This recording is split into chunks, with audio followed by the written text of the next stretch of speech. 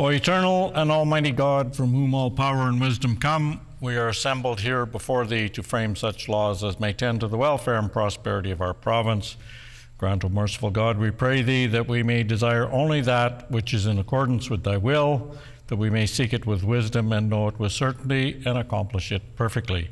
For the glory and honor of thy name and for the welfare of all our people. Amen. We acknowledge we are gathered on Treaty 1 territory and that Manitoba is located on the treaty territories and ancestral lands of the Anishinaabe, Anishinaabe, Dakota Oete, Dene Sulene, Neothoic nations. We acknowledge Manitoba is located on the homeland of the Red River Métis. We acknowledge northern Manitoba includes lands that were and are the ancestral lands of the Inuit.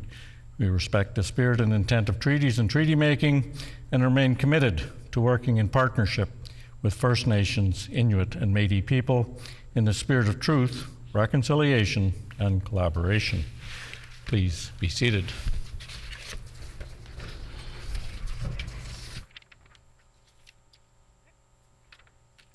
House business, the orders of the day, private members' business, the Honourable Opposition House Leader.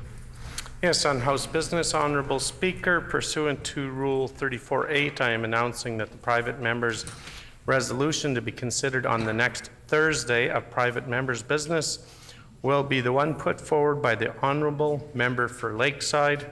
The title of the resolution is Holding the Provincial Government Accountable for Security Rebate Commitment. And further House business, Honourable Speaker. Yes, do this first? Okay, thank you. It has been announced that pursuant to Rule 34(8), that the private members' resolution to be considered on the next Thursday of private members' business will be the one put forward by the Honourable Member for Lakeside. The title of the resolution is Holding the Provincial Government Accountable for the Security Rebate Commitment. The Honourable Government...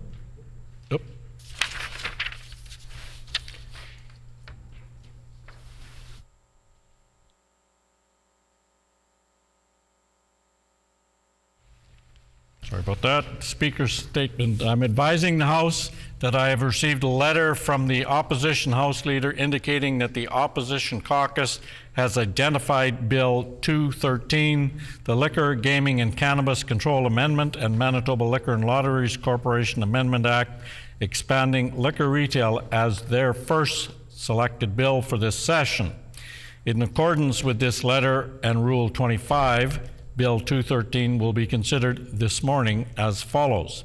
Second reading debate will begin immediately after this statement.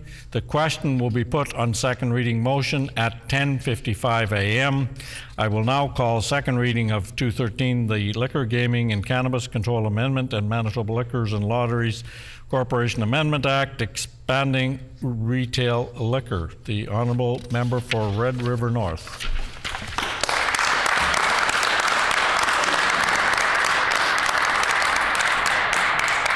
Thank you, Honourable Speaker. I move, seconded by the member from MLA from La Vérendrye, that Bill 213, the Liquor, Gaming and Cannabis Control Amendment and Manitoba Liquor and Lotteries Corporation Act, be now read for a second time and referred to a committee of this House.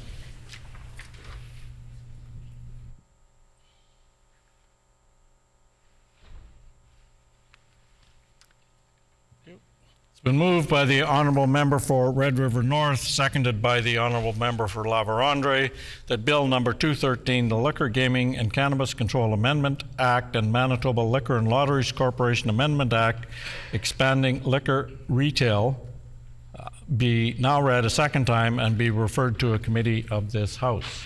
The Honourable Member for Red River North. Honourable Speaker, I am very pleased to rise today to present to the House Bill 213, to expand liquor retail in Manitoba.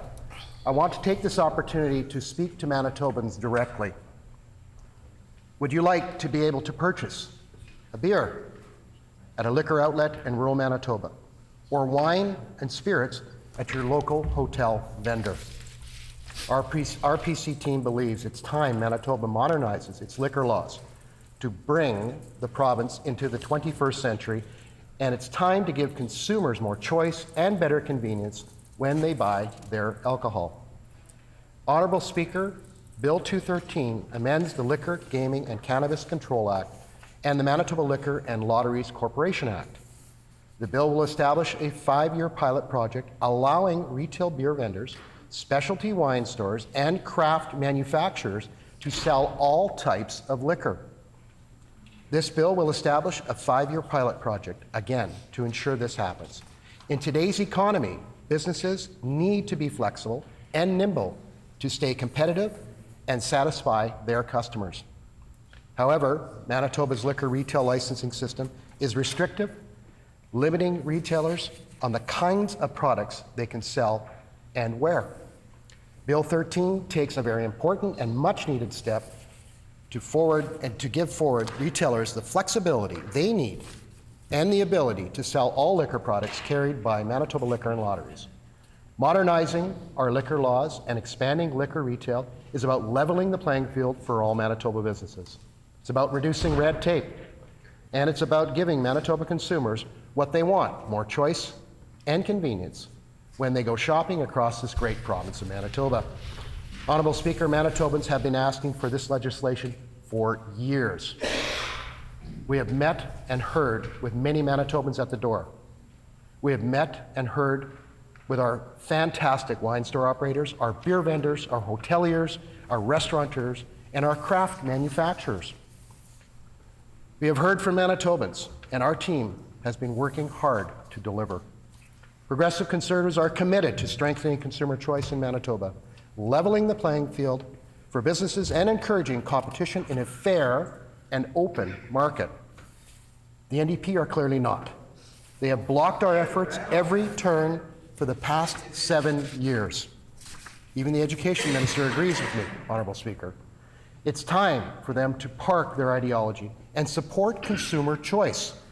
Honourable Speaker, expanding liquor retail builds upon and improves our system by allowing retailers to grow their businesses with more product offerings. Expanding liquor retail will allow vendors and specialty wine stores expand their product selections and expand their services across Manitoba as part of a 5-year pilot project.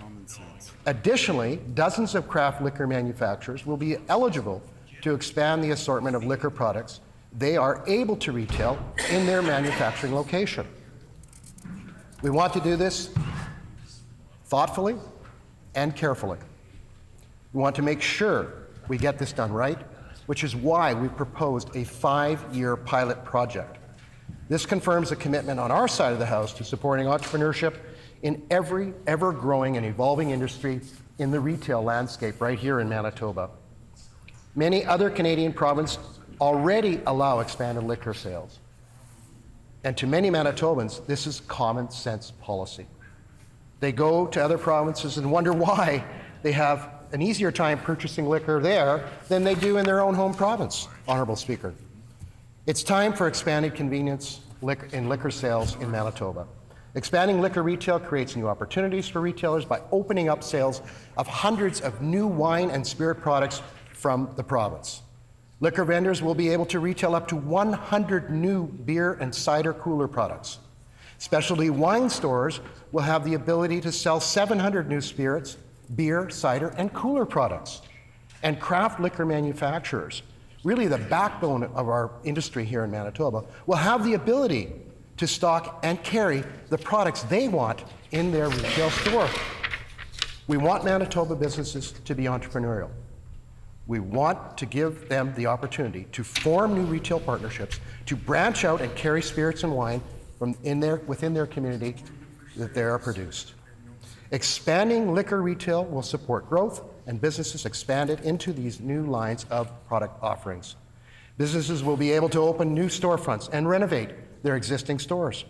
And they will be able to hire more staff to manage and sell their new products that they will be offering to their customers every single day. Boy, Honourable Speaker, I'm looking forward to the questions and answers later. Honourable Speaker, expanding liquor retail means people living in Winnipeg will be able to purchase wine and spirits at more than 100 new locations in Winnipeg, Honourable Speaker. It means residents in Brandon will be able to purchase spirits and wine at 12 new locations. Expanding liquor retail also increases the convenience for other rural communities by allowing Manitobans the ability to purchase spirits and wine of up to 170 new locations, and cold beer up to 180 additional locations throughout the province. This will generate new opportunities for existing retailers across the province to expand and meet customer demand. Honourable Speaker, Progressive Conservatives are committed to strengthening consumer choice in Manitoba, leveling the playing field for businesses, and encouraging competition in a fair and open, free market. Expanding liquor retail creates convenience for customers and consumers and removes red tape for locally owned Manitoba small businesses, the backbone of Manitoba, Honourable Speaker. Because Manitoba's liquor system restricts retailers, Manitobans often have to drive and go to multiple shops and stores to purchase liquor products. Expanding liquor retail eliminates the inconvenience by allowing all existing liquor license retailers the option to sell all liquor products sold by the province. Again, a 5-year pilot project. Honourable Speaker, expanding liquor will particularly be beneficial in rural Manitoba, who need to drive long distances to purchase different liquor products at different locations. Manitoba must adjust to the rapidly changing retail landscape and give businesses the opportunity to participate in a pilot project to expand liquor retail here in Manitoba. We have proposed a 5-year pilot project under conditions set out by the provincial government. That's right, Honourable Speaker. This is a non-partisan issue. This is an issue that government can come together with opposition for the betterment of all Manitobans to ensure convenience and choice is available. We want to modernize our wine, beer, and liquor retailing systems in a way that enhances the role of the independent businesses while providing safe, enjoyable experiences for Manitobans. Manitobans largely support this move. Many provinces across the country allow for fully open and a competitive market. It's time to move Manitoba into the 21st century when it comes to liquor retail, Honourable Speaker, and I look forward to the debate, and I look forward to seeing this bill move through the Legislature with unanimous support to third reading and royal assent. Thank you, Honourable Speaker.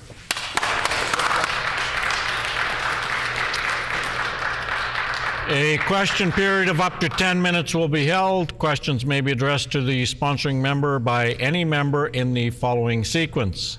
First question to be asked by a member from another party. This is to be followed by a rotation between the parties. Each independent member may ask one question, and no question or answer shall exceed 45 seconds. The floor is now open for questions. The honourable member for Assiniboia. The privatization of liquor sales is a part of the PC's plan to cut services. While they want to rake in the benefits, we want Manitobans to feel safe in our communities, have access to addictions treatment, and maintain low impaired driving rates in Canada. This is thanks to Manitoba's public services. Can the member opposite tell us what his party has to gain from attacking public services? Good question. The honourable member for Red River North. Thank you, Honourable Speaker, and certainly appreciate the question from the member from Assiniboine. However, I don't believe anywhere in my second reading we talked about attacking anybody. As a matter of fact, we're looking at enhancing product retail here in the province and across this great city of Winnipeg as well, Honourable Speaker. We certainly thank and support and will continue to support all the fine, hard-working folks that work in the public sector and also supporting our private sector retailers here in Manitoba as well. The honourable member for honourable member for La Vérendrye. Thank you, Honourable Speaker. My question is for the member from Red River North. As some across the way may not realize that already more than 170 private liquor vendors exist in Manitoba, while only 63 public retailers in liquor marts. My question for the member is this going to expand that number of private liquor vendors? The honourable member for Red River North. Thank you, Honourable Speaker, and I thank my colleague from La Vérendrye for that very important question.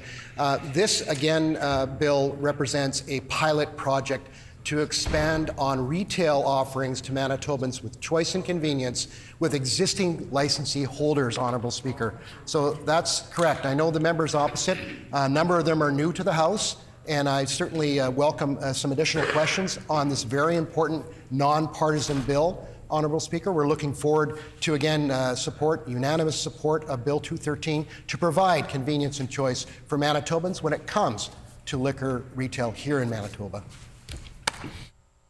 The honourable member for Assiniboia. Honourable Speaker, Manitobans have not forgotten the chaos that the PCs caused last summer by forcing MBLL workers to strike. Very true. Their disrespect to Manitoba workers left us with a mess to clean up when they all they had to do was listen to workers. Why does the member opposite and his opposition party continue to attack MBLL workers? Great question. The honourable member for Red River North. Thank you, Honourable Speaker. And again, I'll educate the member from Assiniboine that is new to this House, and having the honour of serving as the MBLL minister for 2 years, working with liquor and lotteries, Manitoba Hydro, and also Manitoba Public Insurance, I can tell you that the respect I have for all the frontline workers we have in our public sector system, other than the ideology that you've been, the member's been working with within her party, it's too bad that her ideology has moved one way, and that's attack, attack, attack. We know that this bill, Bill 213, will require Manitoba's retailers to offer additional product and services that in turn offer more choice and convenience for Manitobans. I wish the member from Assiniboine would get off. Member's time has expired. The honourable member for Brandon West. Well, thank you, Honourable Speaker. And my question to the member from Red River North revolves around consultation. And I'm sure the current Minister of Liquor and Lotteries, as well as the previous Minister of Liquor and Lotteries, had their phone ringing constantly and questions asked about when this bill will be coming forward and when it will be expanded. So who was consulted and who has been pushing for this legislation? The honourable member for Red River North. Thank you, Honourable Speaker, and I thank my colleague from Brandon West for that very important question. And over the last 7 years, 7.5 years during government where we brought this bill forward, where it was blocked by the NDP ideology, we know, and they know, and for benefit of the newer members in the House, that there was a whole host of consultation done, whether it be industry, whether it be restaurant association, hoteliers, Manitobans at the door, Honourable Speaker. We have consulted and will continue to consult with Manitobans during the 5-year pilot project. This will give government and new government and our government forming in 2027 a good idea, Honourable Speaker, of exactly what Manitobans expect. Time has expired. The honourable member for Assiniboia. Honourable Speaker, Manitobans are very satisfied with MBLL and their liquor stores. They receive excellent service, and revenue is invested into essential services like healthcare. Does the member agree with the public that MBLL provides a strong level of convenience, satisfaction, and security? The honourable member for Red River North. Thank you, Honourable Speaker. And up for debate today is expanding retail choice with existing licensee and license holders, Honourable Speaker. We, again, as I acknowledged earlier and I'll acknowledge again, certainly support the 63 publicly owned retail stores in our great province, and particularly in the city of Winnipeg, with over 30 locations. We support their staff, we support the great work they're doing, and in keeping customers safe and also keeping the employees safe, which we championed, Honourable Speaker, during a very challenging time in liquor retail. Very proud of that on this side of the House. I hope the members get on board with expanding liquor choice here in this great province of Manitoba. The honourable member for Lakeside. Thank you, Honourable Speaker, and to the Honourable member from Red River North, I would like, you mentioned a 5-year pilot project. Can you tell us what will happen or what is expected to happen after the 5-year pilot project is over? The honourable member for Red River North. Thank you, Honourable Speaker, and I thank the member from Lakeside, my colleague, for that question. And Again, the 5-year pilot project is going to provide further detail on Manitoba's 20th century retailing practice that we have currently now. We want to ensure that Manitoba moves to the 21st century when it comes to retail liquor here in Manitoba, and particularly in Winnipeg as well, Honourable Speaker. And certainly that 5-year project will give ample time for Manitobans and industry to weigh in, and government to weigh in as well on what would be the best practice going forward. We feel that offering more choice and convenience for Manitobans, ensuring that they can get their products closer to home, is important to all Manitobans. The Honourable Member for Assiniboia. Honourable Speaker, this piece of legislation today is a repeat from the Pallister era and the Stephenson agenda. Manitobans wanted new ideas and a new approach in government, which is why they voted for an NDP team. While we work hard every day to fulfill the mandate given to us by Manitobans, my question to the member opposite is this a sign that the member opposite, that the PCs are out of policy ideas? The Honourable Member for Red River North. Well, thank you, Honourable Speaker, and it certainly gives me an opportunity to remind the new member from Assiniboia, that every piece of legislation that has been introduced in the last 7 months by the NDP was our legislation that we moved forward when we were in government, Honourable Speaker. So thank you for that opportunity. I really appreciate that. And again, this side of the House makes decisions on best policy for Manitobans, and that's exactly what Bill 213 does, Honourable Speaker. It provides what Manitobans have been asking for: better choice, more convenience, so that when you get in your vehicle, particularly in rural Manitoba, you don't have to stop at 5 different outlets spending money on fuel. By the way, there is an affordability crisis here in Manitoba. I'll just remind the member of that. This will also Member's help time has expired. with that issue. The Honourable Member for Laveronde. Thank you, Honourable Speaker. As the critic for liquor and lotteries, this is a portfolio which I've studied extensively, and members across the way may be unaware that private liquor vendors provide a 90% profit margin to Manitobans and to our economy, while the public stores only provide 10%. With that being said, can the member from Red River North clarify for this House, will the 63 stores be affected in any way, whether that be staffing or product delivery within Manitoba? Are those stores still protected and untouched? Thank you. The Honourable Member for Red River North. Thank you, Honourable Speaker. And again, I'd like to thank my colleague from Laveronde for that great question. And absolutely, the great work that our liquor marts are doing will continue.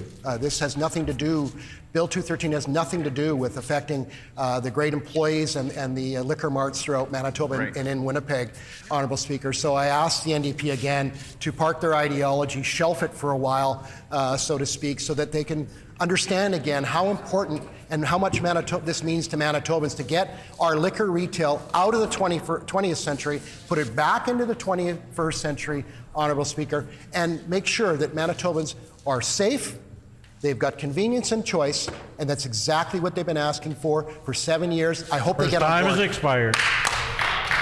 The time for question period has expired. The floor is now open for debate. The Honourable Minister of Sport, Culture, Heritage, Tourism. Honourable Speaker, first of all, we're clear in our support for the MBLL and the public liquor system. We feel this system serves Manitobans well. In addition to keeping good jobs in our communities, our public model allows us to make investments in healthcare, education, and infrastructure. We know that when we invest in MBLL, we're investing in local jobs. MBLL revenue provides investments that go to essential services like schools and hospitals. Keeping distribution in public hands ensures that profits are invested in public benefits like schools and hospitals. We take a reasonable approach. We want to reduce social harms while ensuring the strongest social investments are made. We do that by supporting a public model in Manitoba. The PC approach is one that will only take away local jobs and sell off our liquor system.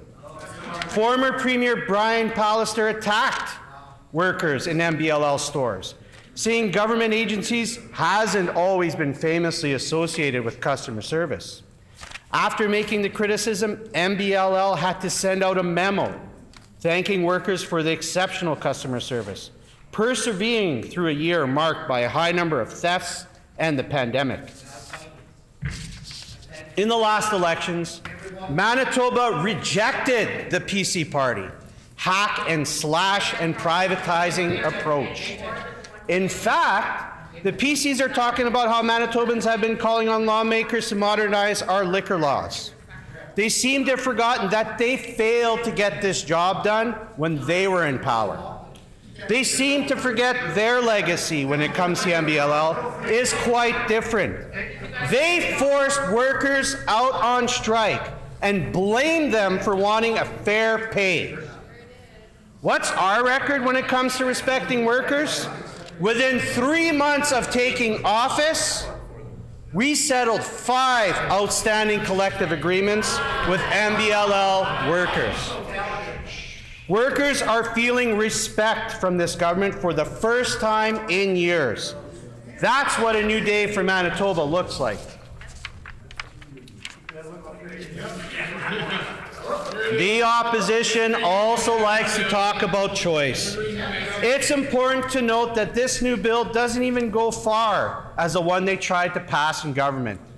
Some of the new members across the aisle might not know this, but it was thanks to our NDP opposition at the time that we're not selling beer sold in convenience stores. It's unclear to us, and perhaps the members opposite can inform the House as to if they thought their previous legislation went too far.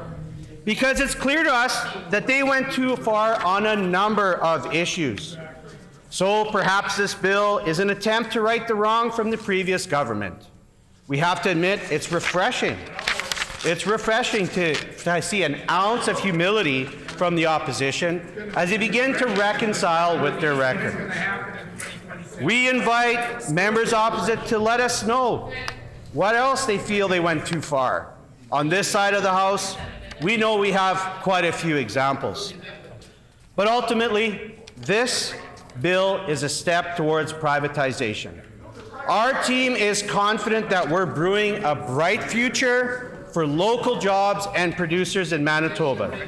Can the members opposite say the same? Order, please. Order, please. Order. The member from Red River North can quit hollering across the aisle, particularly when the speaker is standing. The honourable member for La Vérendrye. Thank you, Honourable Speaker, for the opportunity to speak to Bill 213, expanding liquor retail. As a critic for liquor and lotteries, taking my role seriously, I feel that I have a strong understanding of the liquor market within Manitoba. I represent a constituency of Manitoba where we are seeing some of the most rapid population growth in the province, but yet I do not have a single government-run liquor mart in any of my communities. My constituency is able to be served by privately run liquor and beer vendors. I am able to see firsthand the efficiency that this brings to the market, but also notice the restrictions imposed by an archaic legislation and regulations. Bill 213 is a well thought out and effective piece of legislation. I spoke the other day on how smart policies really do work, and this is one of those policies. This bill does something that all Manitobans are wanting, but specifically Manitobans in the larger centers, like Winnipeg, that are limited on choice of where they can purchase liquor. At the same time, this legislation expands the product offering for independent businesses in Winnipeg and other large urban centers that have been limited for far too long. What many urban residents don't realize is just how diverse the liquor retailing system is in Manitoba.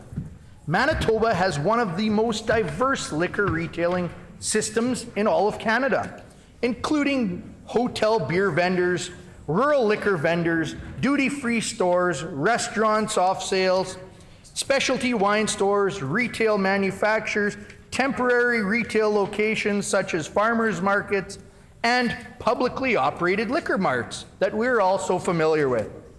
These retailers are a mix of both public and private retail, with approximately 63 liquor marts, nearly 250 hotel beer vendors, over 170 liquor vendors, and a dozen specialty wine stores. Unfortunately, for many Winnipeggers, they primarily see liquor being sold through the government-run stores and some off-sale beer vendors. These Manitobans in larger urban centers are limited to purchasing their favorite drink of choice at an MBLL-run store, even though they have a well-respected beer vendor who holds a Manitoba liquor vendor license.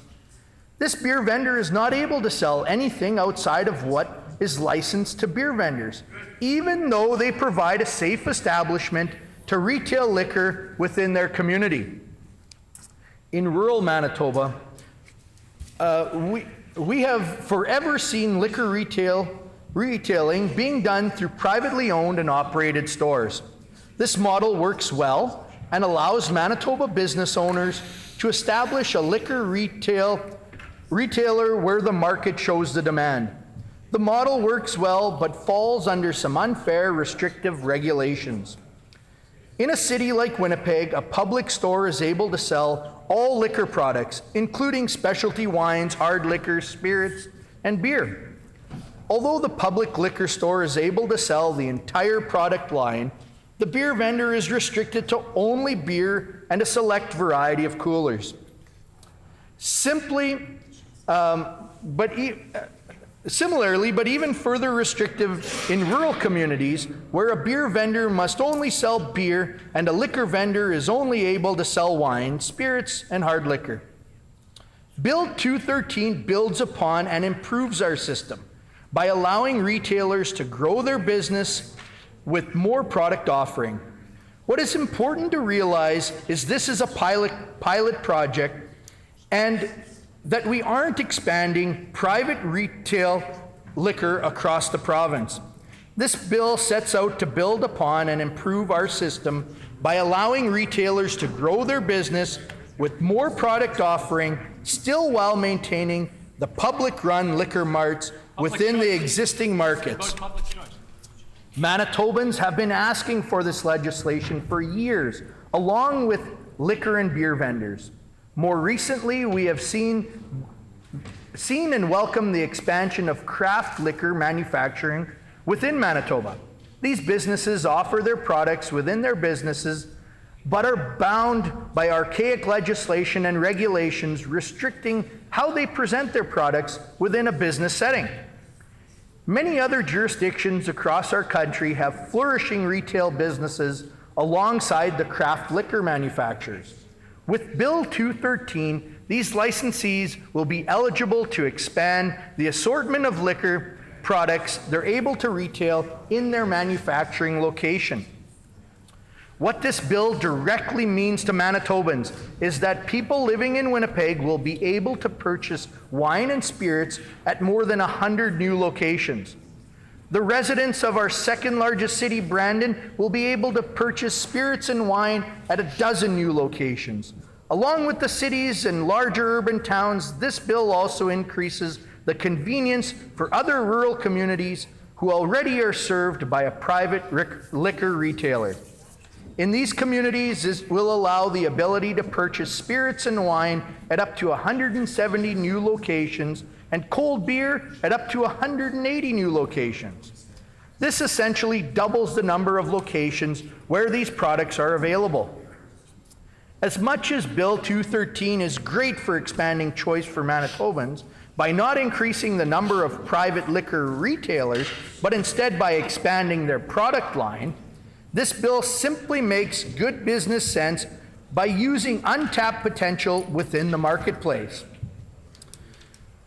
By doing so, this bill generates opportunities for existing retailers across the province to expand and meet customer demands in a similar way seen in many other provinces across Canada. This will allow for new opportunities for these existing businesses, which will in turn encourage growth and investment within our communities across our province.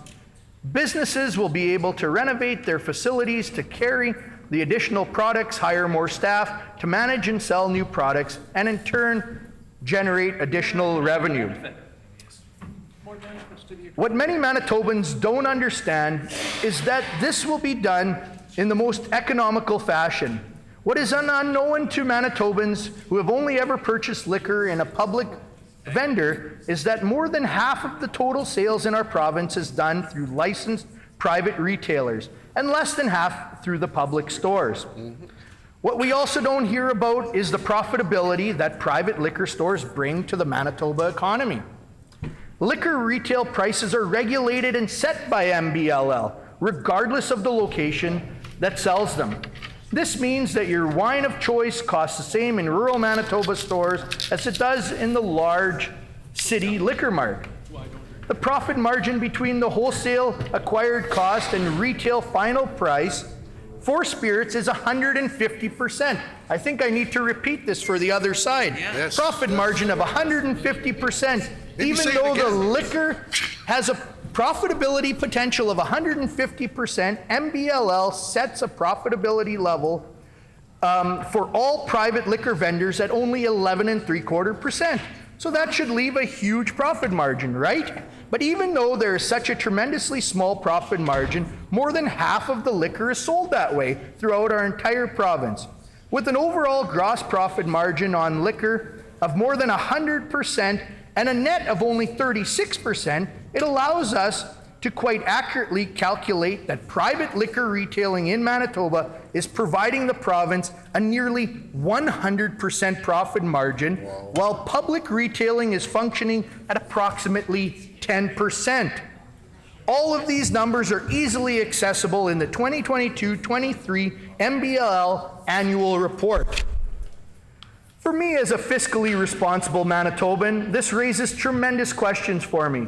The private model is allowing for Manitobans to provide a service and product in their businesses while providing employment on only 11.75% profit margin, and contributes nearly 100% profit margin back to Manitobans and our economy, while publicly run stores are needing to take nearly 90% profit margin to provide the same product and service to Manitobans while only contributing a 10% profit margin back to our economy.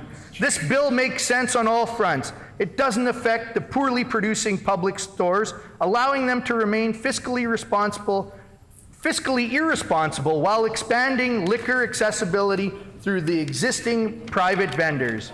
This is a win for Manitoba consumers. Members' time has expired.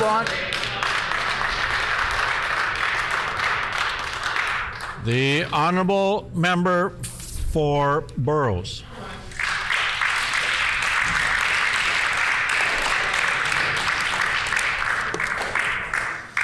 Thank you, Honorable Speaker. The only thing that sounds right about this bill is that 2 + 1 is 3.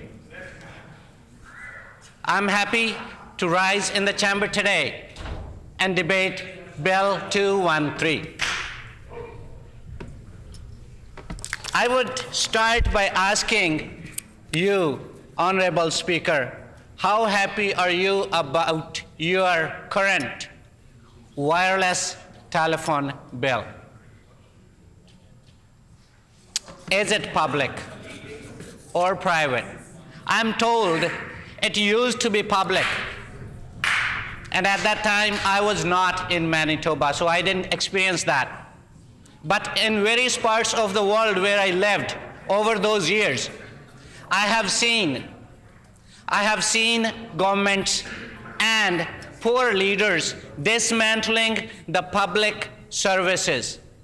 It could be telephone, it could be hydro, it could be health, it could be liquor and lotteries. that has happened in the past in various parts of the world. And people have ruined the great, successful public departments that used to earn the revenue and fund our essential services like healthcare, education, and infrastructure. Today we are debating this bill as a private member's bill from the honorable member for Red River North.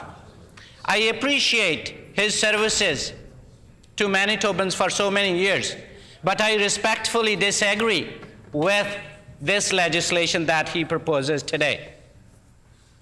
Why? Because it's not good for Manitoba. Why? Because it tells us to change the current system of liquor sale in Manitoba, which is a successful model. And to me, it seems like a supply-driven ideological bill. I don't think anybody asked us to go this way. If the people did, we should look at the recent election results. They rejected the government that favored privatization in many, many departments. So it's people's building, it's people's decision, it's people's demand, and peoples are above us who represent those people. So I think we should follow what people want. I can't recall somebody coming to me or our caucus saying, hey, why don't you privatize liquor sales in Manitoba? I can't remember. But I don't know where this idea came from. Is it ideology? Or there were like 3 people in Manitoba out of 1.3 million that came to this member's office and said, bring this bill. I don't know. He can address this question when he gets a chance to stand up and say something. So I have been hearing a lot from a few members who spoke before me that it's not going to impact immediately. It's not about the immediate impact. It's about the long-term impact of this policy. Things start in parts. When we started a wrong path, we started with the first step. So this is the first step. Nip the evil in the bud. We should stop it right now, and we stand against this bill. We would not let it happen. This is not the first effort by the PCs. They have done similar things in the past. I would like to remind everybody listening, all Manitobans, that the PCs brought Bill 40. Where is that now? We stood against it. We stopped it. And then what happened to that bill? Everybody needs to find that out. Google it, read it, and see what happened to it. It was withdrawn. Who brought forward that bill? PCs, when they were in power. Okay, who pulled it back? PCs. Why? Why didn't they go forward with that bill if that was so great? We stopped it. Manitobans stopped it, actually. And then they tried again. They brought Bill 42. Then again, Bill 9. And now, 2 plus 1 is 3. 2, 13. So this is not the first effort by the PCs to bring forward a proposal to privatize our liquor and liquor sales in Manitoba. And how beautifully my friends on the opposite side, you know, I salute how smart these people are. They would use the word modernization. Wow, modernization. Wow. But what modernization actually means is, nobody would clap now, because they tried to modernize, quote unquote, modernize Crown lands. What happened to Crown lands? Okay. Nobody is, okay. Nobody from that side, well, I am appreciating the word modernization, and nobody from the opposite benches is clapping now. It's the same word. Come on, guys. It's the same word, modernization. Well, it's like deceptive to Manitobans. Say privatization. Be clear. If you stand for privatization, stand strong and say that we are going to privatize. Don't hide behind the beautiful word modernization. Okay, then they talk about the choice. You can go to any store, you can go to a grocery store, you can buy liquor. Okay, well, not under this bill, but you have said that in the past. So I'm taking my 11 years old for a Slurpee. And the guy asks, hey dad, what's that product there? It's liquor. Okay, so that's the direction this PCs are indicating to go towards. We stand against it. When we talk about employees, Manitoba Liquor and Lottery employees, they are well-paid public servants, and they have good lives. They are able to feed their families, and they are well respected. They have employment benefits. Now, think about those workers, precarious jobs that private liquor shops offer. How well they are paid, how those families and people are able to feed their kids. Be in their shoes, my friends. We are taking away these well-paid public sector jobs by going into this direction. And everything like this starts with a pilot project. I have seen that, not just in Manitoba, all over the world. I have worked in 3 continents, and I have seen that happen all over. So people start with a simple little example and then expand. And then they damage the well-established public organizations, crown corporations. And they have tried to dismantle Manitoba Hydro. They have already sold Manitoba telephone system. So that's their record. We stand against, and we would stand against forever against this policy. We would not let that happen. When it comes to ownership, who is the owner of Manitoba Liquor and Lotteries? All of us, guys. All of us, all Manitobans. And what we are doing now is we are working against ourselves now. Sell it to somebody else and they would create jobs. Well, we are the owners, we are creating jobs. And we own that organization, and we get that profit and revenue that we are investing in healthcare, education, and infrastructure. Why is bad? So the only thing which sounds right about this bill is 2 + 1 is 3. Thank you, Honorable Speaker.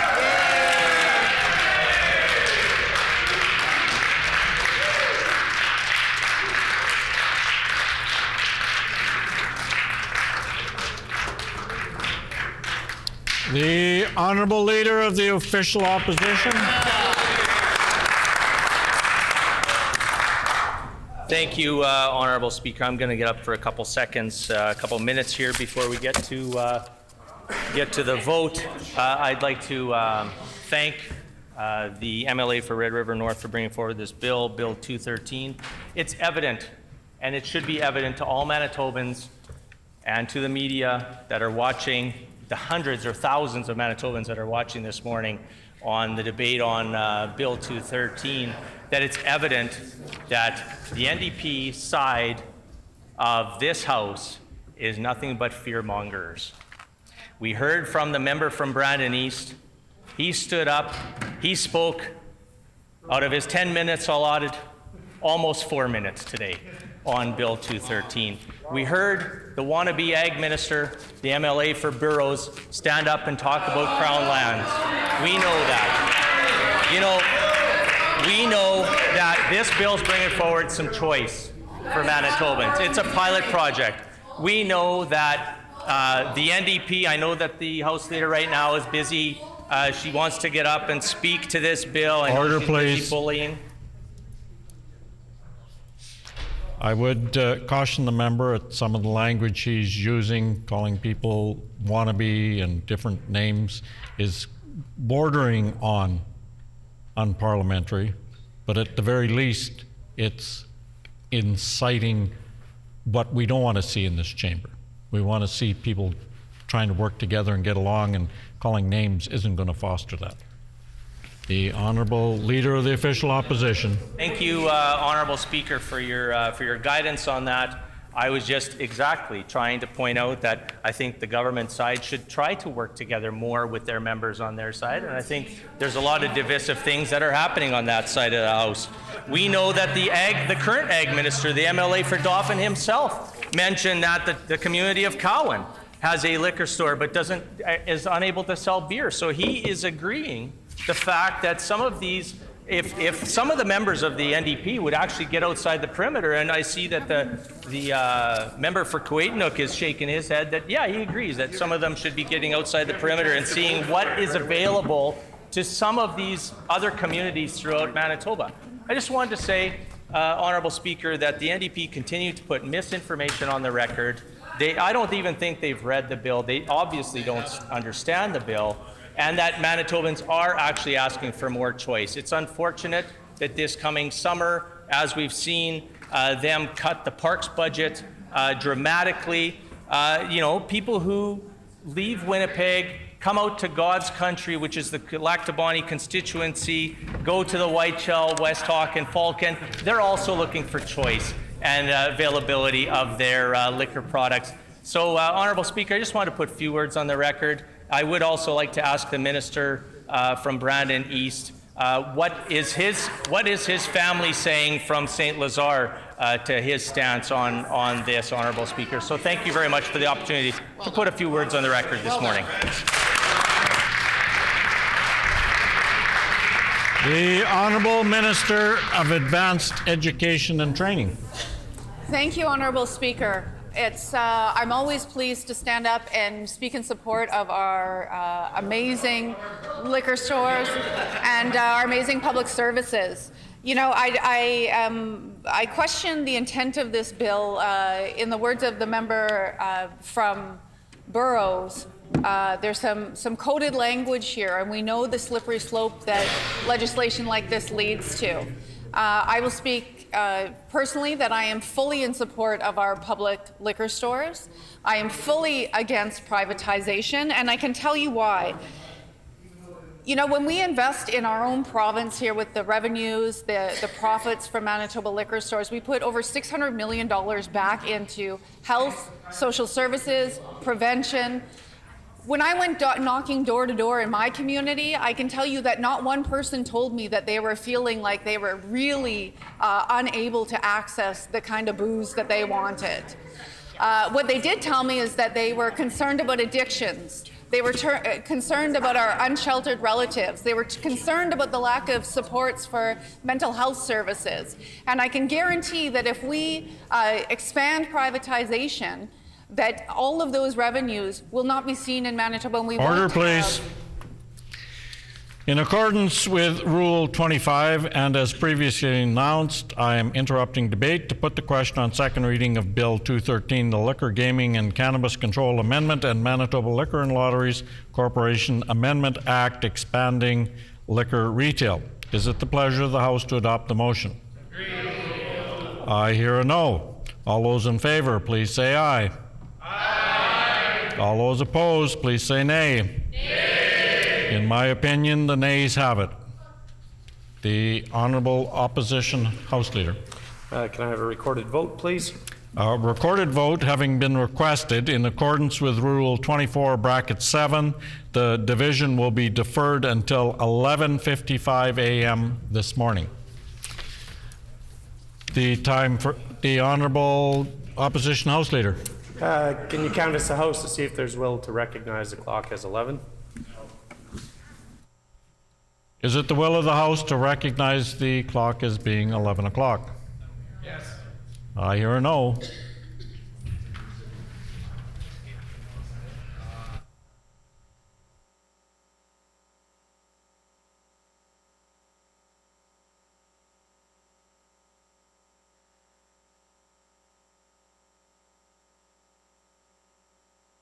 The Honourable Opposition House Leader. Yes, can I call Bill 211, please?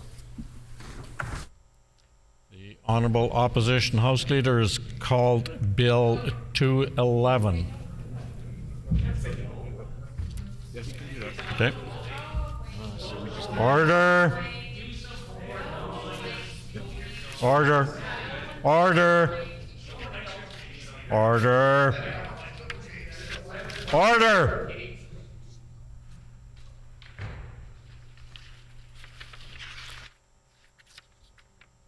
So the second reading of Bill 211 has been called. Does he have the motion? Does he have the motion?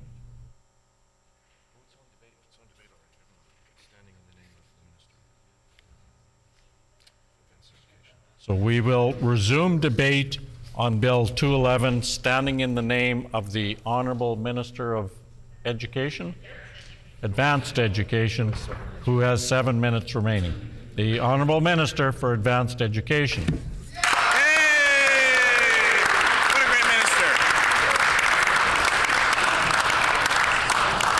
job, Minister. Honorable Speaker, I am pleased once again to rise to talk about this very important topic, especially because it's such a lovely day today. And yesterday as well. It's a great time to visit Manitoba Parks. As a note to everybody in the House, Manitoba Parks open this weekend, so get out and enjoy them. And while we're talking about Manitoba Parks and license plates, I want to commend the folks who are working in our parks to keep them strong and clean and to ensure that they're running smoothly. And I want to commend the Minister for ensuring that the staff, that the complement is well-resourced. And I just want to take a moment to reassert our government's position on keeping parks public. It's so important. Manitoba parks are here for all Manitobans to enjoy, and we're going to keep them that way. We're going to keep rates affordable, and we're going to ensure that every person is permitted to enjoy a Manitoba park. Folks are very excited about talking about provincial parks, and I understand why. You know, it's such a great opportunity in our great province. When I tell people from other areas, you know, what it is that they could come and see in Manitoba, we might not have the big mountains that British Columbia has. We might not have some of the amazing waterfalls that Alberta has, but we have prairies for days, and we have a whole host of different trees and beaches and amazing wildlife. Just on the way here today, I saw a fox in my neighborhood. And we can all agree, I'm sure, on all sides of the House, this is a nonpartisan issue, that we want to protect wildlife, that we want to ensure that that animals are Order, safe. please. When this matter is again before the House, the honourable member will have 5 minutes remaining. The hour is now 11 o'clock and time for private members' resolution. The resolution before us this morning is resolution number 13, respecting middle-income taxpayers. It has been brought forward by the honourable member for Turtle Mountain. The honourable member for Turtle Mountain. Honourable Speaker, I move, second by the honourable member for Selkirk, that therefore be resolved that the Legislative Assembly of Manitoba urge the provincial government to eliminate property taxes and recognize the higher education and property tax and relief which is expired date fails to protect Manitobans from the cost of living crisis, nor provide them with permanent long-term affordability measures. Here, here. Oh, sorry.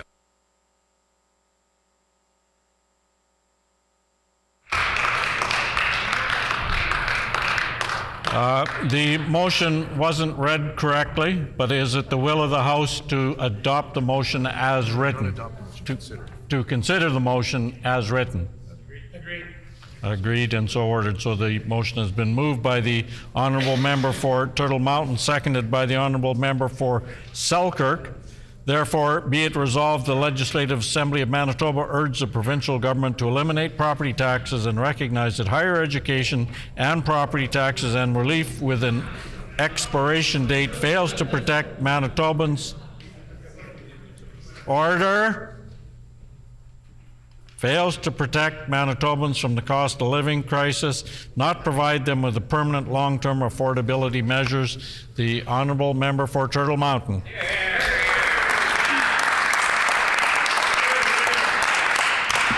Thank you, Honourable Speaker, and I'm proud today to come up to give a few words on the bill, the Resolution 13, when it comes to the, making sure that Manitobans' affordability for middle-class income payers resolution. And Honourable Speaker, I know one of the reasons why I actually ran here as an MLA was the situation that was happening with the Legislature government at the time. I was on the west side of the province. I remember at that time, the premier wanted to knocked on doors on 2011 election and basically said that they were going to raise the PST. And Honourable Deputy Speaker, when it came to before that, after the election of 2011, they increased, they put sales tax, provincial sales tax on insurance and on different accounting fee bills and legal fees. And so this was a really impact to a start of an increase in taxes, especially to the middle class, our society. And so one of the reasons why I ran was that the next year, the Legislature government put a 1% increase, about 8% on provincial sales tax. Being from this western side of the province, that was an impact to our businesses, our industries, to actually compete with Saskatchewan, which had much lower PST, personal exemption tax, when it came to personal exemptions for people with incomes. The tax brackets creeped up and basically made it less affordable, especially for middle class residents in Manitoba. And so when we came into power, Honourable Deputy Speaker, we actually increased the tax brackets so that people can make more money and pay less on these different brackets. And that was one thing that the NDP government never did, was actually index tax brackets. They kept on taxing middle class more and more. Even some of the union members who were making good money, like over $60,000, were getting taxed every year, increases, because the tax brackets didn't increase with inflation. And when it came to the PST, there was actually, we actually did a FIPA. The Legislature government was even going to decrease it to 10 to 11% because they were spending money uncontrollably. And the fact is that the impact was that Manitobans were paying more and more. And it was going to affect every single member, especially the middle class and even the poor. And the fact is, when we came into government, we actually increase the personal exemption so that people can make more before they get taxed on the first dollar. We actually increased tax brackets, especially for the middle class, which really needed to be looked at because, again, the middle class are so important to our economy. They are mostly the members who actually work in our workforce. And by increasing not increasing the tax bracket, they were being taxed more and more every year. And now with this new government, the NDP government, I don't think it's going to be any different. And as the thing is, they're also not even focusing on the revenue coming into this province, as Honourable Deputy Speaker. They cut the Economic Development Committee of Cabinet. That was a big opportunity to showcase what we have to offer for the province, especially when it comes to economic growth. We had clean energy. We created tax brackets, tax policies to entice corporations and investment to come to this province to create more jobs, especially in the middle class. And right now, the NDP government is what they're doing with their when it comes to property taxes. Every house that has over $368,000 is going to see a tax increase in their property. And that includes like such constituencies in Winnipeg, like Tuxedo, to Charleswood, to River Heights, to Rossmere, and Radisson. These are big impacts also to the southern constituencies of Waverley and Seine River and Lagimodiere. So this is going to be a big impact to a lot of taxpayers, especially the middle class, that we're going when we move forward here. So the thing is, what I want to see here is making sure that this government doesn't do the same thing, because I always say, I remember in the business world, we say, especially when it came to the stock market, history doesn't repeat itself, but it does rhyme. I believe that the rhyming has always been done since the Pauli government.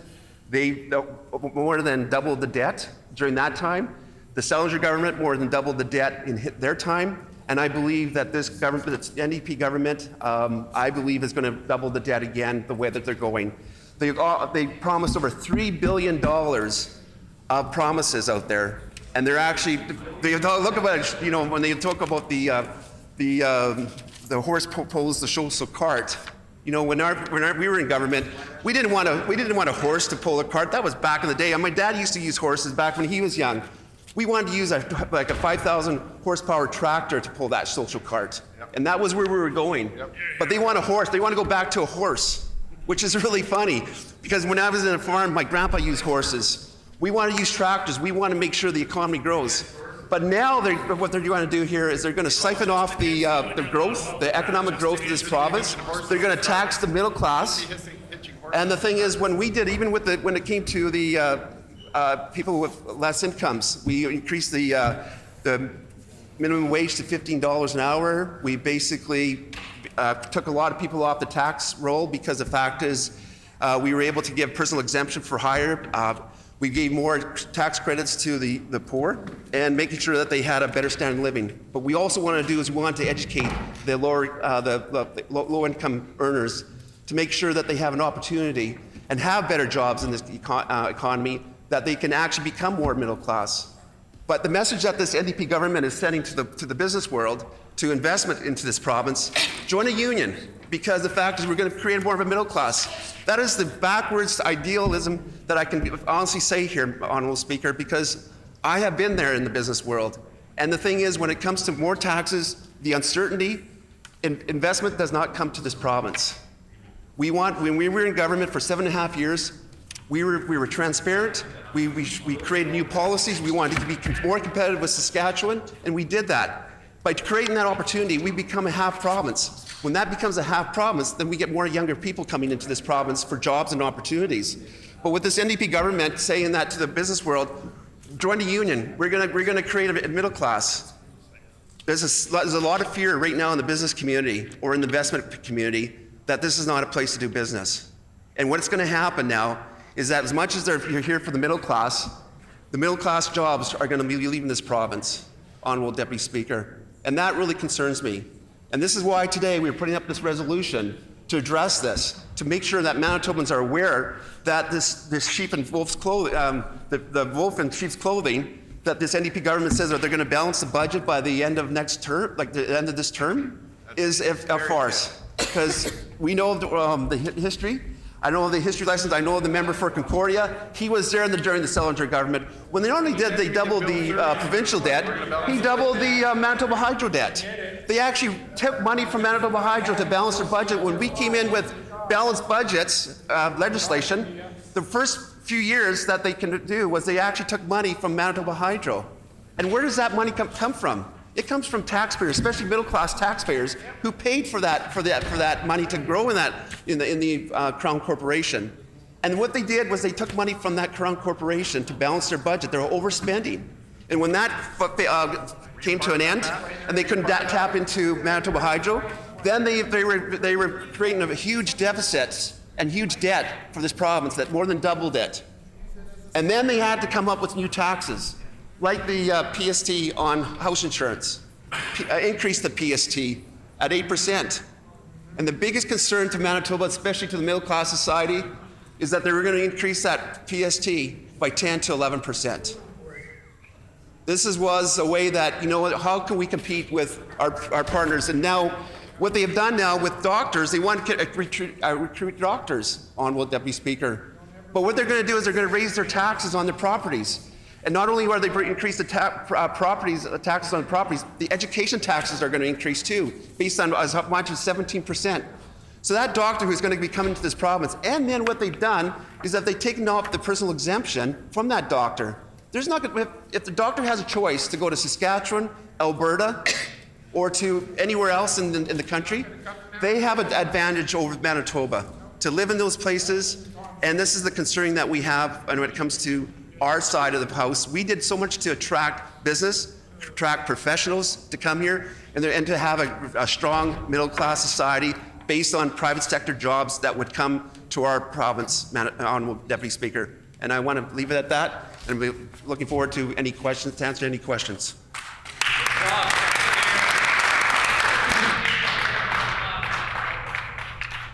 A question period of up to 10 minutes will be held, and questions may be addressed in the following sequence.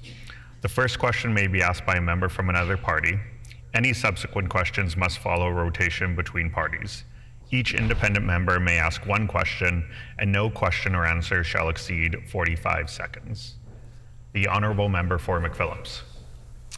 Thank you, Honourable Deputy Speaker. It's a privilege to stand in the chamber today, and it's an opportunity for me to remind Manitobans of the colossal mess the PC's left with the Manitoba finances. They don't have to take it from me. They could listen to the Laurentian Bank, who said, quote, "The fiscal house in Manitoba was not in order when the NDP took office after winning the general election after the last fall. The cuts and mismanagement of the previous government left us with a massive $1.6 billion deficit." So my question to the member opposite is, will he and his party take responsibility and apologize to the countless Manitobans they hurt with their cuts and mismanagement? The Honourable Member for Turtle Mountain. Well, I want to thank the member for the question, but the member should actually do some homework. But the thing is, Honourable Deputy Speaker, when it came to our fiscal year of 2022-2023, we had a $275 million surplus. You may do some research, knowing the difference, or maybe go to a dictionary between a surplus and a deficit. And the thing is, Honourable Speaker, we actually gave them $275,000, basically a surplus, but they gave us over $800 million deficit when we came into power. So I'm not going to take any lessons from that member across the street. The Honourable Member for Riding Mountain. Thank you, Honourable Deputy Speaker. The NDP are raising taxes on doctors and skilled professionals and tradesmen by phasing out the basic personal amount. Just like Greg Selinger raised the PST and fuel taxes on working people, the Canoe NDP are now raising income taxes on skilled professionals, doctors, and healthcare workers. Can the member elaborate on how much our PC government continues to save Manitobans with last year's tax reductions? I will remind all members that we must refer to the government by something, not the Premier's name. No, you can refer to the government, but not the NDP.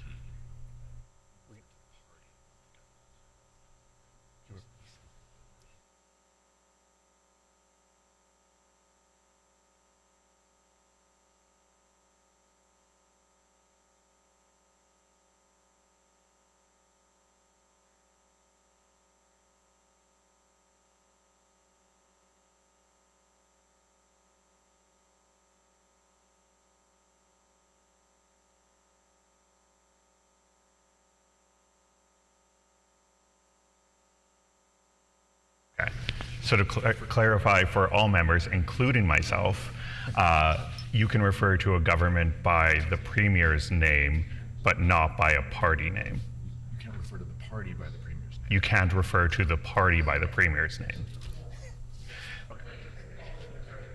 The Honourable Member for Turtle Mountain. Thank you, Honourable Deputy Speaker. I know I've been in that role before, and I know what it's like. And I just want to thank the member for the question. And when we came into government in 2016, the PC party came into government in 2016. Every year, like I said, we actually increased the tax brackets so that we didn't have the bracket creeping. And we also increased the basic personal exemption every year to be more competitive with our province of Saskatchewan. And the NDP government, we probably saved over $300 million when it comes to income tax, and we saved over $326 million in the fiscal coming years. So, Honourable Deputy Speaker, we did our part to make sure that it was more affordable for basically the middle class earners out there, and we did our part. The Honourable Member for McPhillips. Honorable Deputy Speaker, what we're doing in Budget 2024 is rebuilding the healthcare system and lowering costs for Manitoban families. We'll take no lessons from that party. Whether it's the homeowner's tax credit, the renter's tax credit, and whole measures or broad measures of tax relief for middle-class taxpayers, our government's focused on making life more affordable for Manitobans. Can't be said of the PC, so my question is, can the member opposite tell us why they charge Manitobans a gas tax every single time they filled up at the pump? The honourable member for Turtle Mountain. Honourable Deputy Speaker, when we get to gas tax, that was what going into our highways. We're increasing our infrastructure costs, capital expenditures by a lot. We had such a deficit of infrastructure problems when we inherited from the NDP government back for the 16 years of them in power.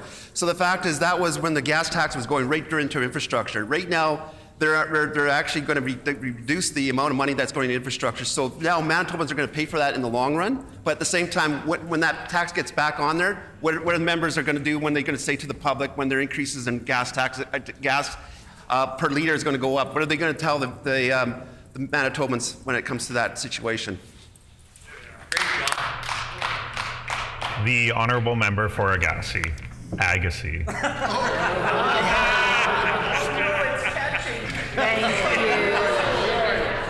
Apologies. Thank you, Honourable Deputy Speaker.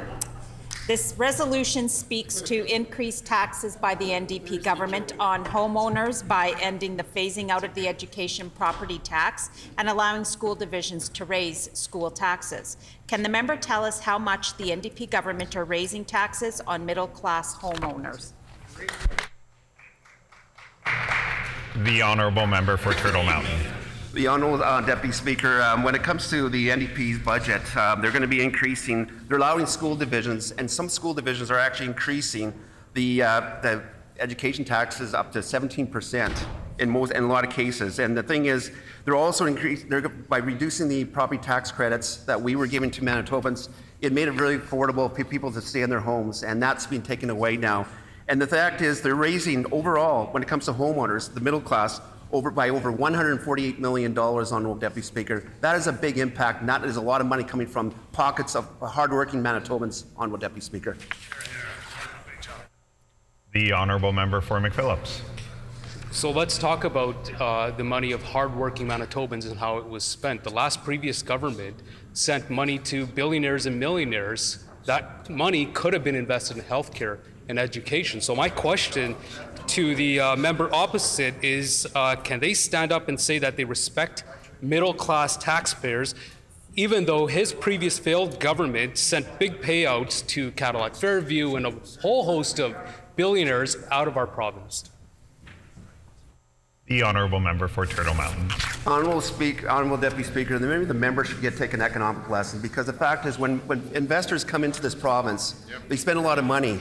And when they get taxed over and over so much when it comes to education taxes and stuff, they're less competitive, Honourable Deputy Speaker, and that money can go out of this province. So we want to make sure that when they actually have a benefit of reduced property taxes, then they pass it on to the consumer. But if they're going to get taxed more by this NDP government, they're going to pass it on to the consumer, Honourable Deputy Speaker.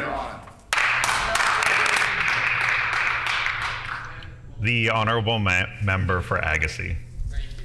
Thank you, Honourable Deputy Speaker. We know the NDP like to raise taxes and create new taxes every time they are in power.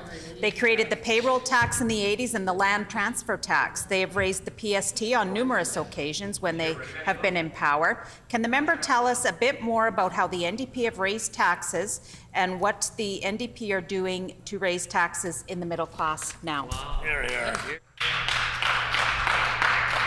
The honourable member for Turtle Mountain. Yeah, I want to thank the member for the question. And back in the 80s, I remember it was the Poly government that actually put in when it came to land transfer taxes and payroll taxes from the Selinger government. We basically, what we want to do is sort of eliminate a lot of that opportunities to reduce the payroll taxes. That was something that we were going to look at and making sure that we indexed it for at first to make sure that it's more competitive for companies to come into this province to actually create more jobs, which means more jobs, more private sector jobs, and more jobs for the middle class and for people to come back to this province. We wanted to make sure that we were welcoming investors, but we also wanted to welcome back people who actually went to other provinces, which the NDP actually had a vast amount of people going to other provinces. The member's time has expired. The honourable member for McPhillips. So in our budget alone, we're lowering costs for Manitobans. In budget 2024, they'll be paying 5% less in auto insurance, and we're working on lowering hydro costs as well. So my question to the member opposite is, why did the PCs hike hydro rates by over 20% when they were in power? The honourable member for Turtle Well, Mountain. Honourable Deputy Speaker, I'd like to give the member across a history lesson of what maybe he doesn't understand, but you know what? It was the Selinger government that actually doubled the debt for Manitoba Hydro. But when you have debt, okay, I'll give you say economic lesson here. When you double the debt of a company, there has to be more revenues to pay the interest on that debt. So the fact is, we were saddled with a double debt on Manitoba Hydro. And then the thing is, we have to get an income to actually offset the interest expense that we had to pay because of this Selinger government, Honourable Deputy Speaker. So I'm not going to take any lessons from the member from across. The honourable member for Selkirk. Honourable Deputy Speaker, my question is simple. I heard about the NDP death tax. Can the member tell us a bit more about that tax the NDP would level on Manitobans and what the PC party did about it? The honourable answer that the question. Honourable member for Turtle Mountain. Thanks, Mr. Deputy Speaker. That was a great question. The NDP for 17 years continued to levy death tax on grieving widows and grieving families through their probate fees, which added a great deal of paperwork burdens on their families, costs to lawyers, and through the terrible times on the deaths of loved ones, and created a great legal burden on these families. And these families had to pay on that levy. And basically, they had to pay lawyer fees because there was more paperwork to do. And Honourable Speaker, thank you very much. And with that, the question period has concluded. The floor is open to debate. The honourable member for St. River. Thank you, Honourable Deputy Speaker.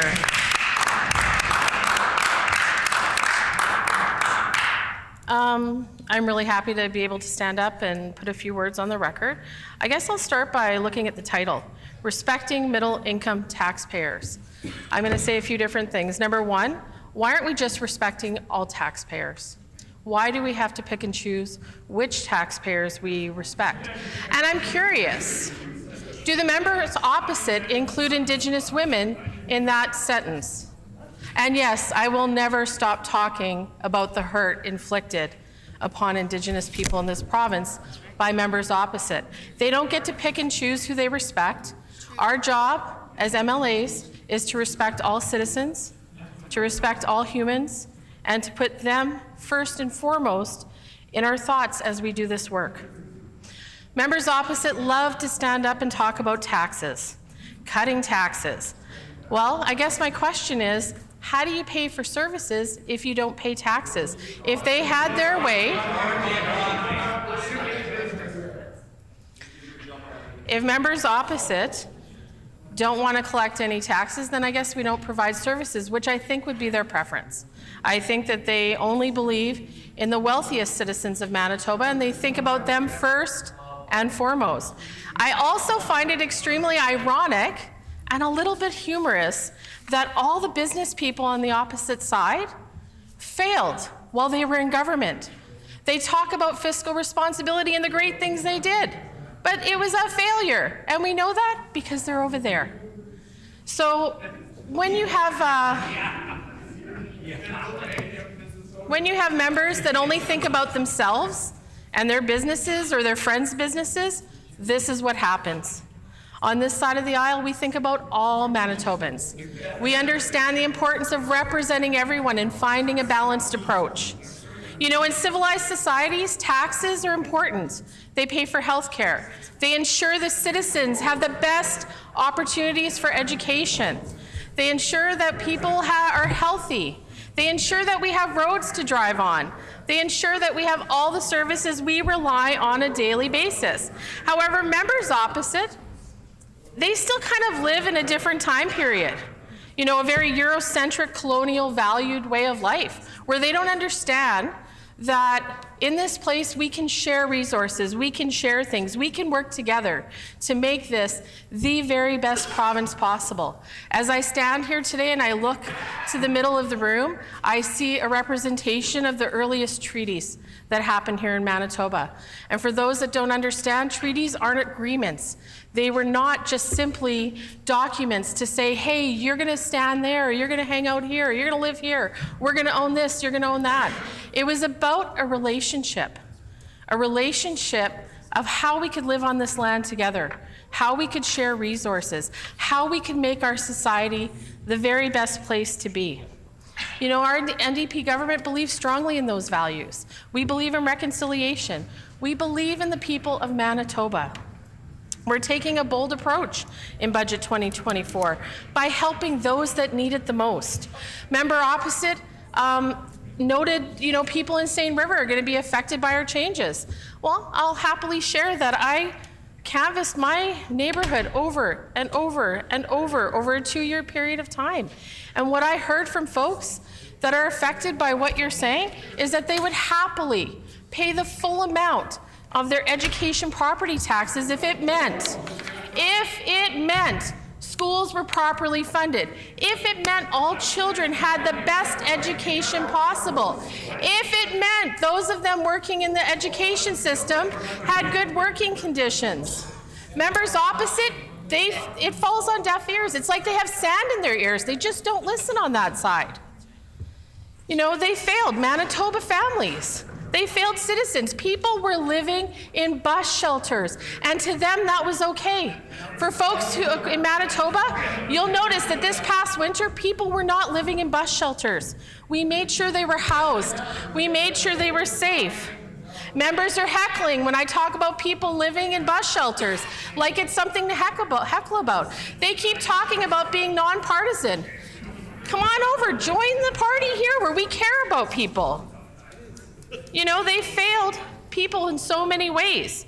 They left behind a huge deficit. They can paint it any way they want. The facts are there. Manitobans know the truth.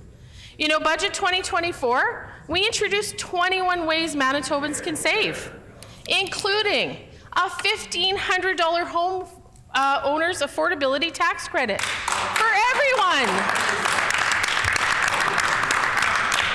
Members opposite said we're picking winners and losers.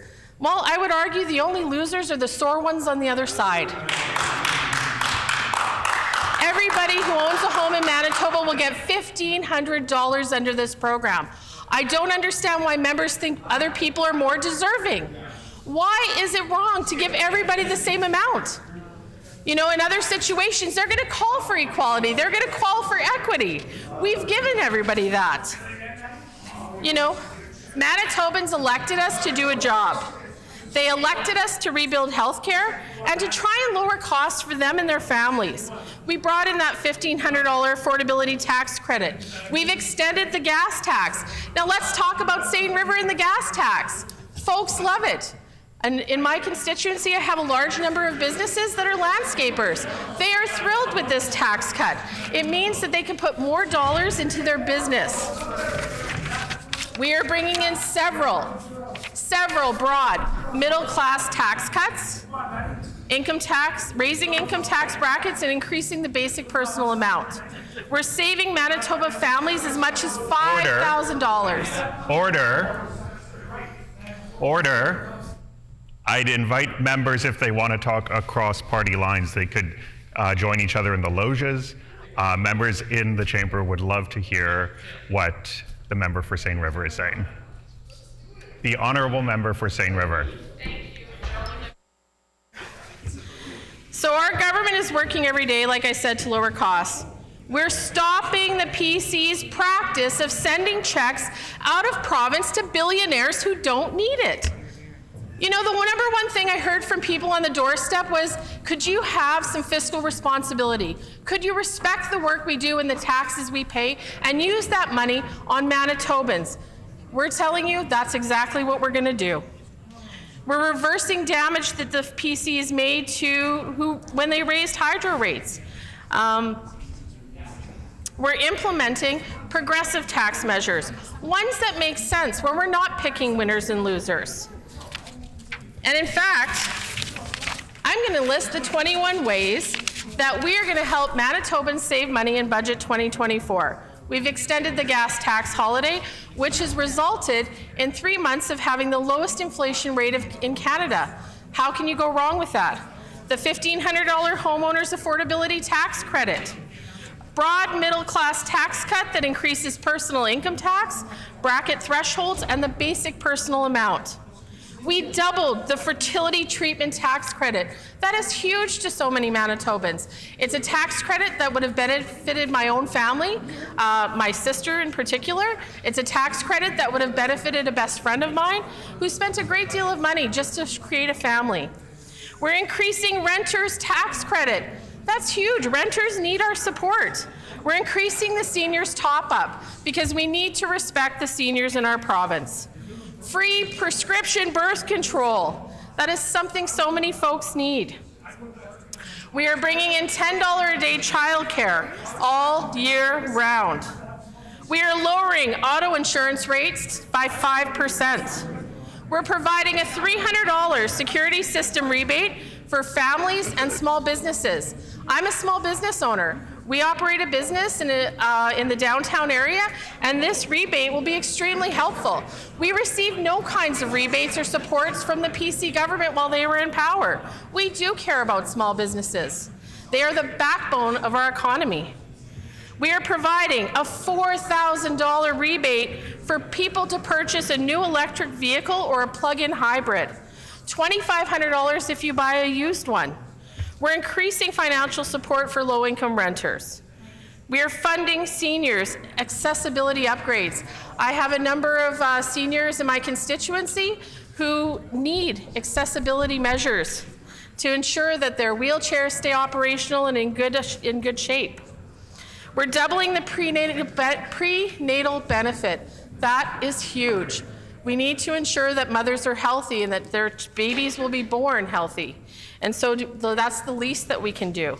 We're increasing EI&A support for low-income families as well. Thank you, Honourable Deputy Speaker.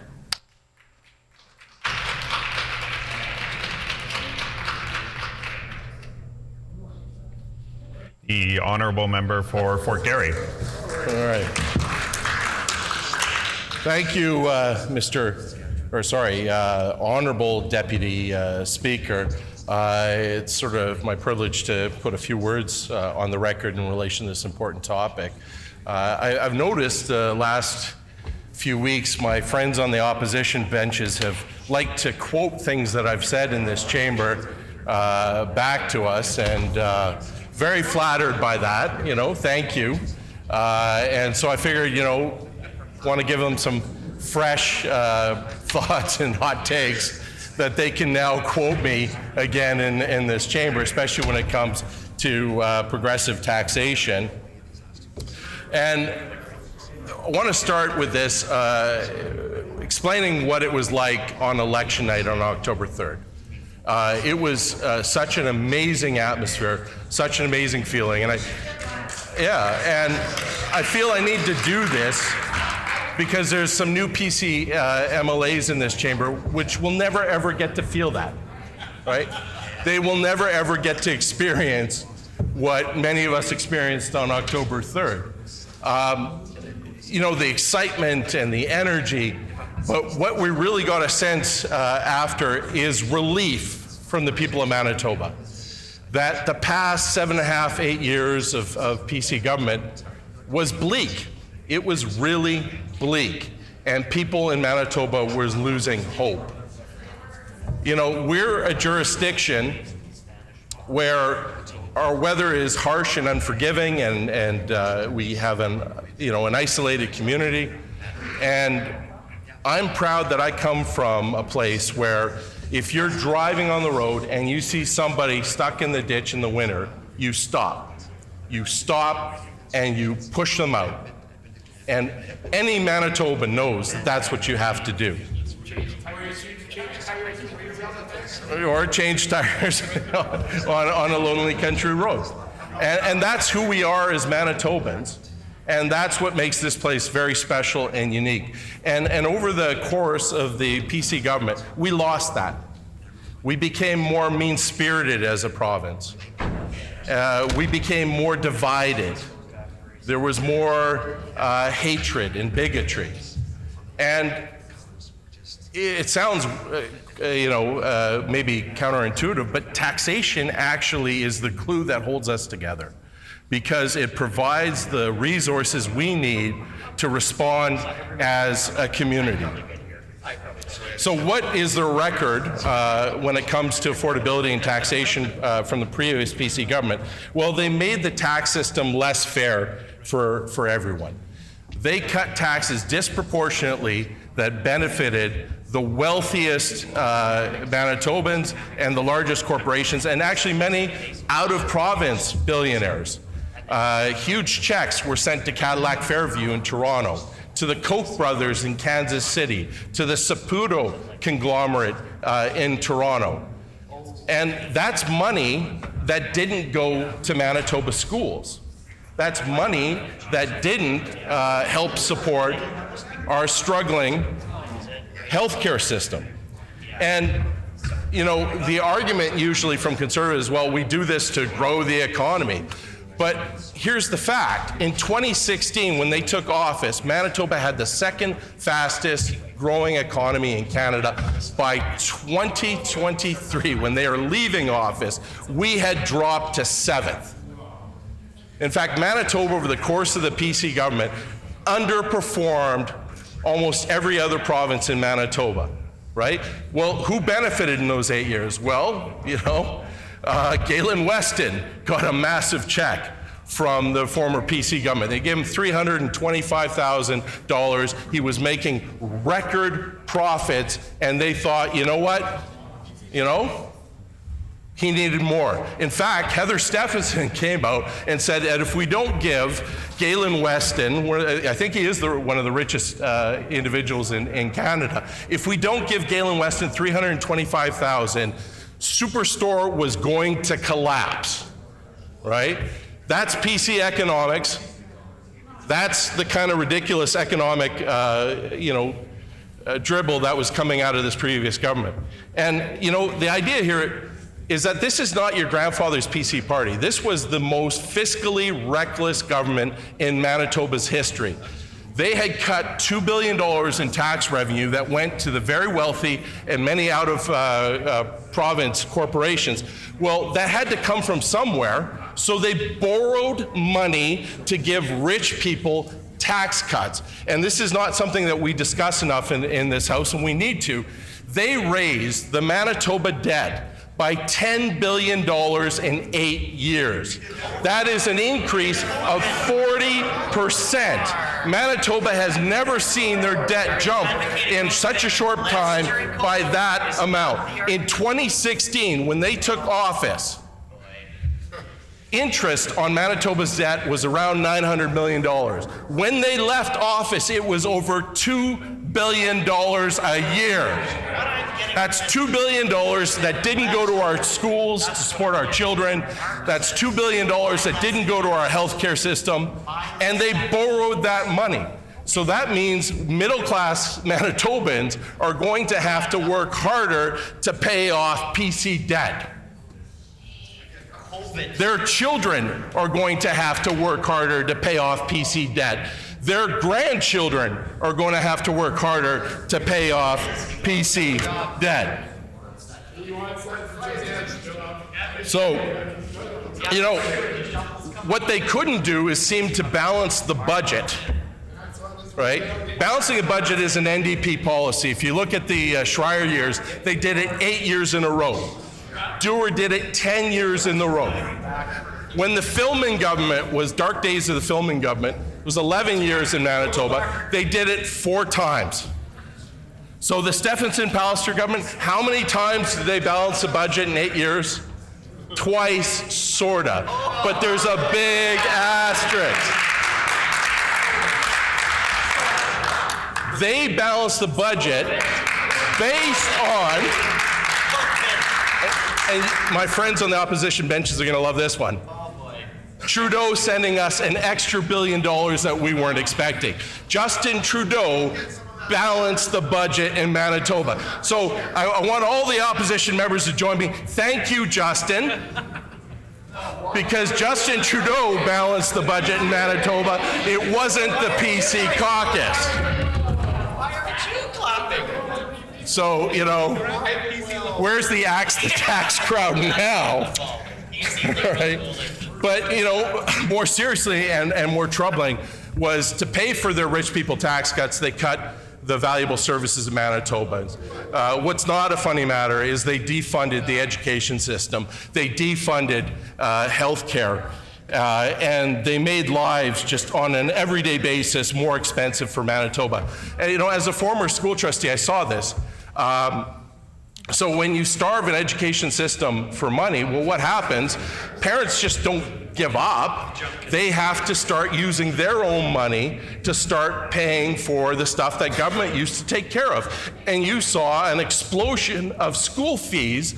And so middle-class families who think, you know, I'd send my kid to public school, all of a sudden are asked for increasing amounts of money to send their kids to a public school. And, you know, when you have premier after premier on the conservative side who's a millionaire, they just don't get it. Right? Because they don't use the public system. They send their kids to private school, so they don't care if they underfund public education. They don't care if health care is underfunded, because they'll just pay the money to go down to the Mayo Clinic. Right? But this is what I mean when that taxation holds us together, because when we have a functioning province with a functioning tax system, we can afford a world-class education system that every Manitoba benefits, and you don't have to be a millionaire to access. If you have a world-class healthcare system, every Manitoban benefits, and you do not have to be a real estate baron or insurance baron to benefit. So when we look at this resolution, it's not only disingenuous, it's really quite sad. And I hope that my friends on the opposition benches will, you know, reflect and choose a new path, because Manitobans certainly wanted that on October 3rd. And again, you are absolutely welcome to quote me on any of this. Thank you very much.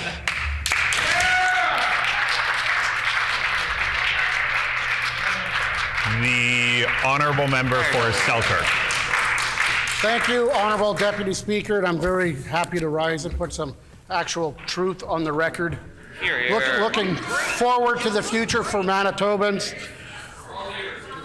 I have mentioned several times in this House that I had a private business. In that business, we traveled across North America.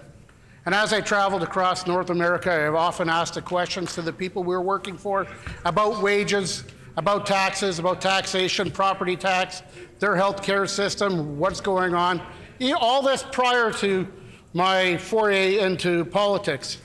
And I found that as a business traveling across Canada, that the wages that we paid our employees was at standard or above standard than similar industries that we had. But yet the take-home pay that each of those individuals had was less than they would get from other provinces. And I know that Manitoba doesn't have the same population base that they have in Ontario or Quebec or BC, but that shouldn't be a reason to be penalized in respect to fiscal management of the government, to make sure your taxes are prudent, to make sure that you're not paying more than your fair share. So when the PC government came into power, I seen with the changes that were done to the tax brackets, employees' checks actually got larger without any raise from myself. Raises were due to come on scheduled intervals, but without those raises, the take-home pay came larger. And then the budget of 2023 that was put forward by the PC government further increased the take-home pay for the employees that I had. And people were starting to get pretty happy about what they've seen. Unfortunately for the PCs, we were not in government at that time. By the time the last changes took place, the NDP was now in government.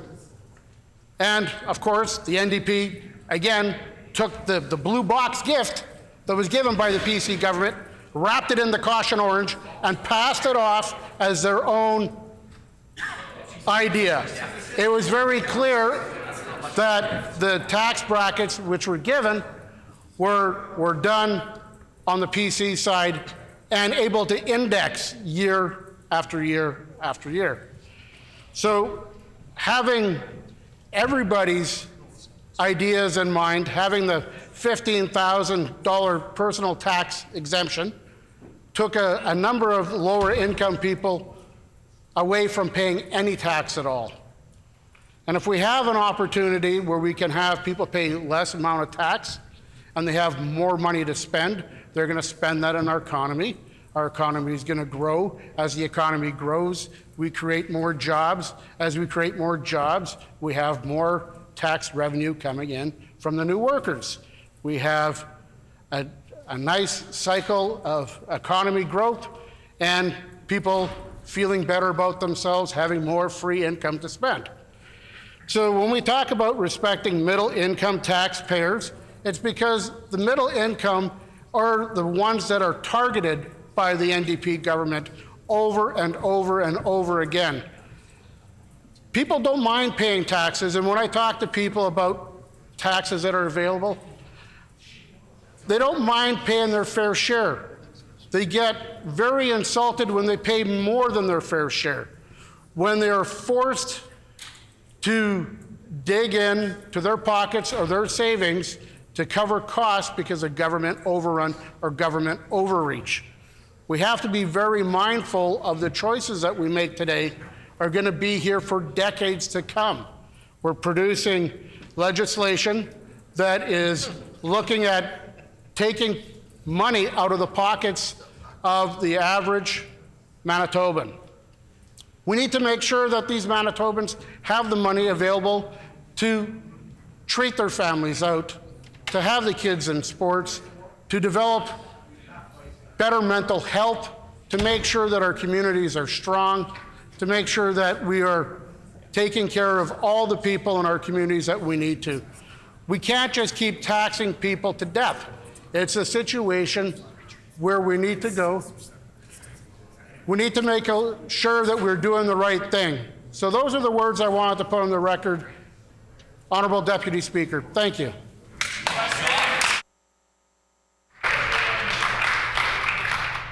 The honourable member for St. Boniface.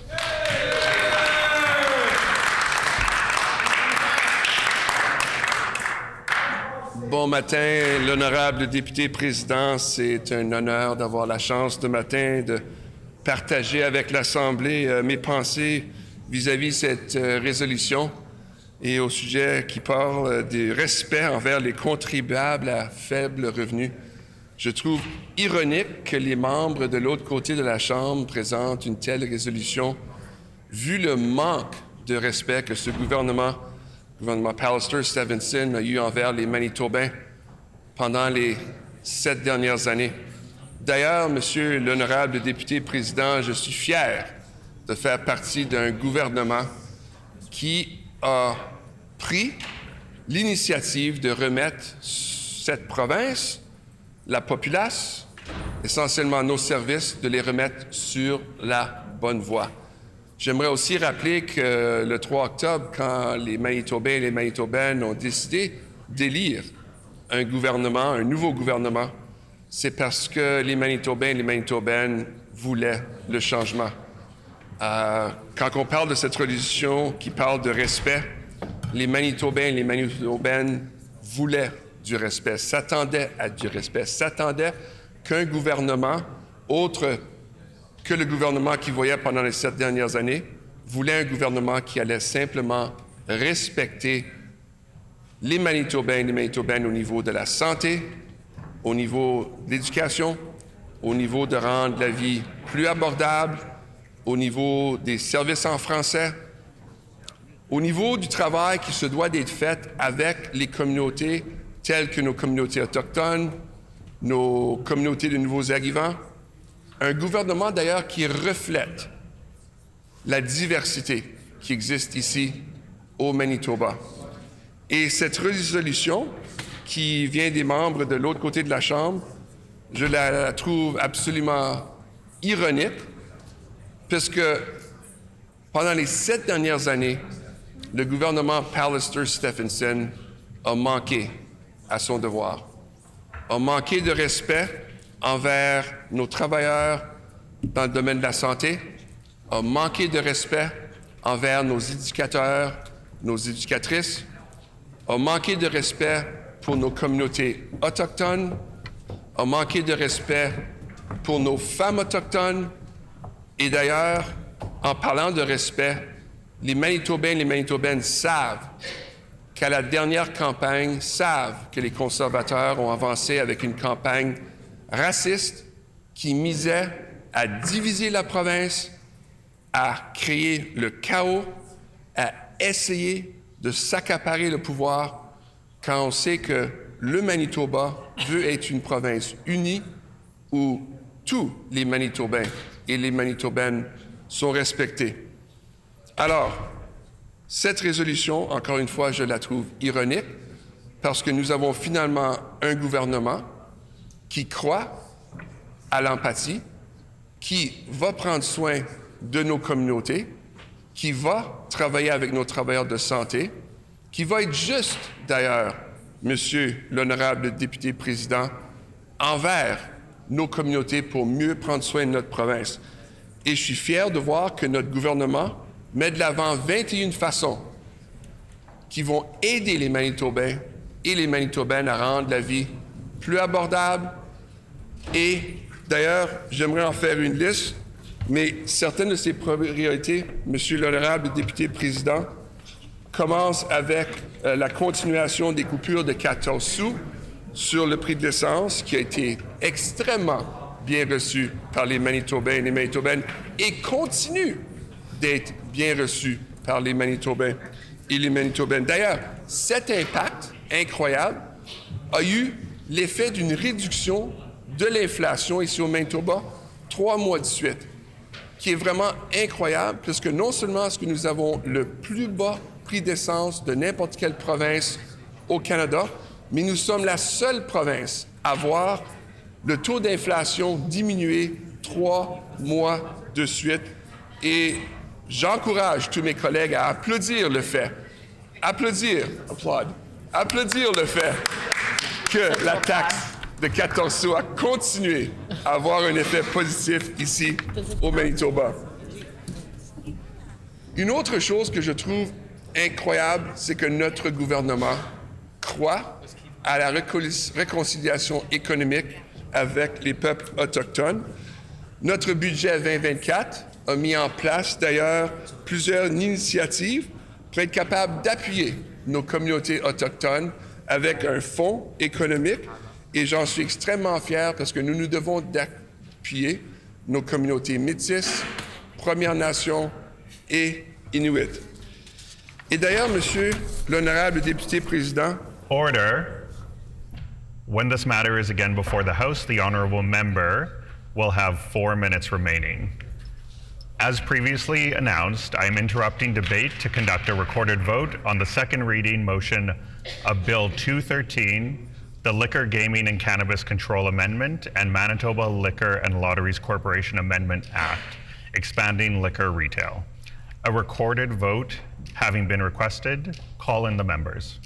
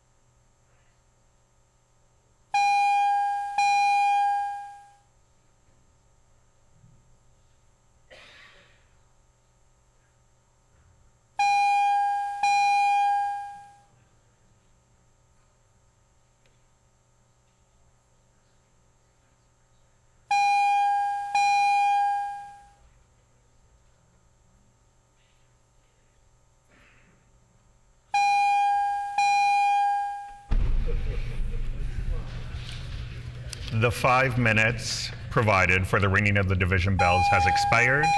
I am directing that the bells be turned off and the House proceed to the vote. The question before the House is second reading of Bill 213. Order.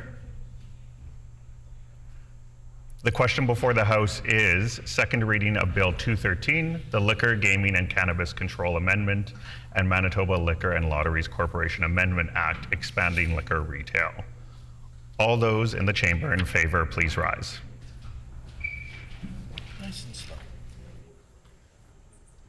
Mr. Iwasko, Mr. Iwasko, Mr. Johnson, Mr. Johnson, Mrs. Stone, Mrs. Stone, Mr. Piniuk, Mr. Piniuk, Mrs. Cook, Mrs. Cook, Mr. Nesbitt, Mr. Nesbitt, Mr. Wochuk, nope, Mr. Wharton, Mr. Wharton, Mr. Wharton, Ms. Byram, Ms. Byram, Mr. Khan, Mr. Khan, Mr. Wochuk, Mr. Wochuk, Mr. Balkin, Mr. Balkin, Emily Bariza, Emily Bariza, Mr. Narth, Mr. Narth, Mr. King, Mr. King, Mr. Pershaw, Mr. Pershaw, Mr. Jackson, Mr. Jackson, MLA Lamoureux. MLA Lamoureux. All those in the chamber opposed, please rise. Okay. Honorable Mr. Canoe, Honorable Mr. Canoe, Honorable Minister Fontaine, Honorable Minister Fontaine, Honorable Minister Altamare, Honorable Minister Altamare, Honorable Mr. Weed, Honorable Mr. Weeb, Honorable Minister Asaguara, Honorable Minister Asaguara, Honorable Minister Sala, Honorable Minister Sala, Honorable Mr. Kostishin, Honorable Minister Kostishin, Honorable Mr. Bushy, Honorable Mr. Bushy, Honorable Mr. Simard, Honorable Mr. Simard, Honorable Minister Schmidt, Honorable Minister Schmidt, Honorable Mr. Moses, Honorable Mr. Moses, Honorable Minister Cable, Honorable Minister Cable, Honorable Minister Naylor, Honorable Minister Naylor, MLA Sandu, MLA Sandu, Mrs. Schott, Mrs. Schott, Emily Redhead, MLA Redhead, Emily Malloway, MLA Malloway, Emily Chen, MLA Chen, Emily Moyes, MLA Moyes, Emily Pankratz, MLA Pankratz, Emily Kennedy, MLA Kennedy, Emily Devgun, MLA Devgan, MLA Cross, MLA Cross, Emily Loisel, MLA Loisel, Mr. Oxenham, Mr. Oxenham, Mr. Brar, Mr. Brar, Emily Morose, Emily Morose, Mr. Vosley. Mr. Voslev. We will now conduct the alphabetical roll call of members participating virtually. As a reminder to all virtual members, please respond clearly with either "I vote yes" or "I vote no," only when your name is called. I would also remind members to unmute their mics only when they are recognized and then immediately mute it again once they have declared their vote. Emily Dela Cruz,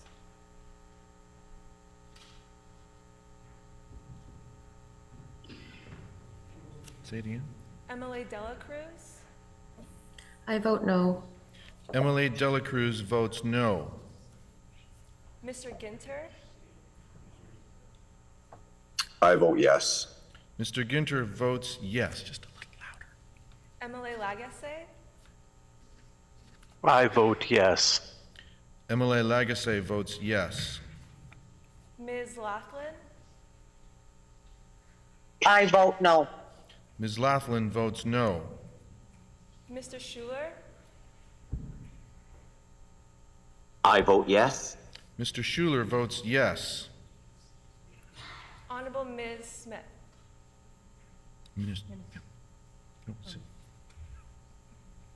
Yeah, it is Ms. One more time. I vote no. Honorable Ms. Smith votes no. Well done.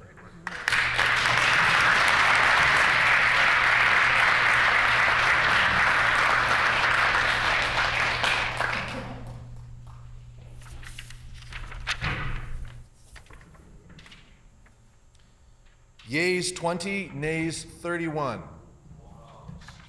The motion is accordingly defeated. The hour being past 12 p.m., this House is recessed and stands recessed until 1:30 p.m. today.